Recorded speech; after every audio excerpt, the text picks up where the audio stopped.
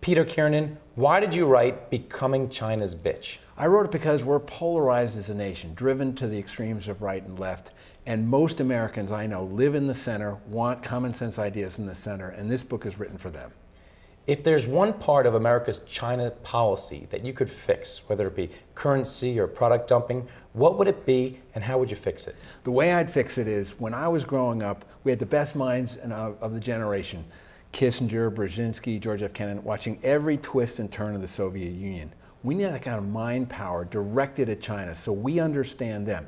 They understand us extremely well.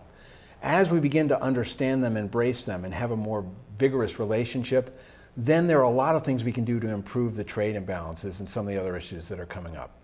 Outside of China, there are other potential catastrophes that you allude to in the book. One of them is healthcare. Obviously, it's a very hot political topic. How would you solve it from the, quote, radical center?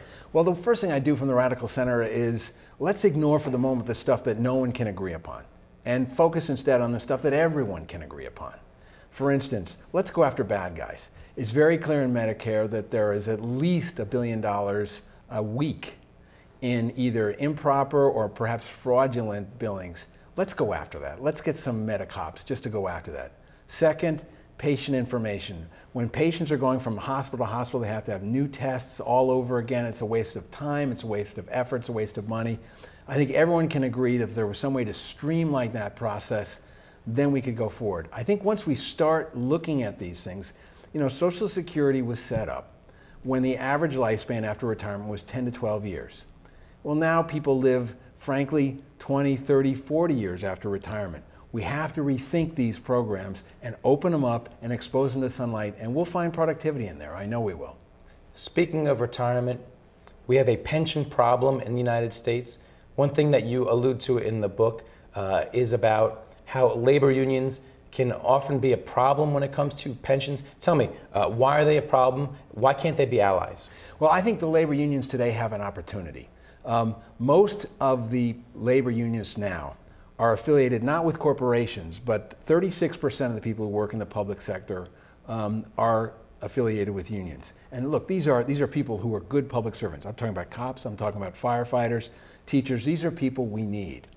We've crafted a retirement program for a lot of these people that we simply will not be able to afford.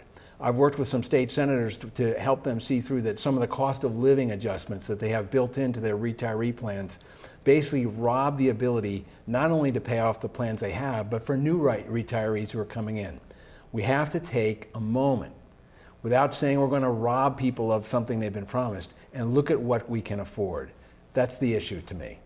Another thing that people can't afford is oil above $100 a barrel. It's a very hot political topic. You talk about it in the book. How do you solve the energy problem from the middle? Well, I have to say, energy is one of the most frustrating things for me. In 1974, Richard Nixon, in his State of the Union, his last paragraph said, by the end of this decade, meaning 1980, we'll be free and independent, no need for foreign oil. Well, at that point, about a third of our oil came from overseas, and since then it blossomed to well over half. We have got to figure out, make tough choices. This all of the above notion sounds good, but it's not a strategy. We have to make picks. When things are vague and you have no commitment, you can overlook things like Keystone. We have energy resources here, but we have to decide together what kind of bet we're prepared to make on energy. To win in alternatives, somebody, probably the government, but somebody's going to have to put up at least $1 trillion to make that happen. I don't think there's any balance sheet big enough other than the government, so they have to be involved. Nuclear. We have not built a nuclear power plant since 3 Mile Island in 1979. We just approved 2 new ones, but they're coming on stream 5 years from now. That means we have 104 plants that'll have an average age of approaching 50 years old. We have a nuclear strategy that says run the plants full tilt, but let's not invest in new plants for the future. We'll upgrade where we can, but no new plants. And that is a flawed strategy. It's literally heading us in the wrong direction. Finally, aside from becoming China's bitch, what happens if the United States doesn't solve the catastrophes that you allude to in the book? What happens to us as a nation? Another way to look at this book is to say, how do you manage in uncertain times? And we live in uncertain times. I identified 10, but people could have other 10, but 10 challenges we have to figure out. This is something the United States has the ability to do. Our legacy, our pedigree is always to go after the tough problems and solve them. That's what we're known for throughout the world.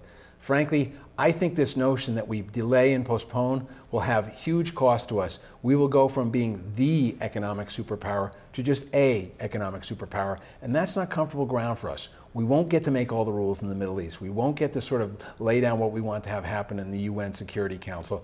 We're going to find it very tough sledding, and the way to get ourselves in the right position is to fix the problems at home. This market is stock pickers market. Stocks have rallied this year. We're coming into a Monday where we're getting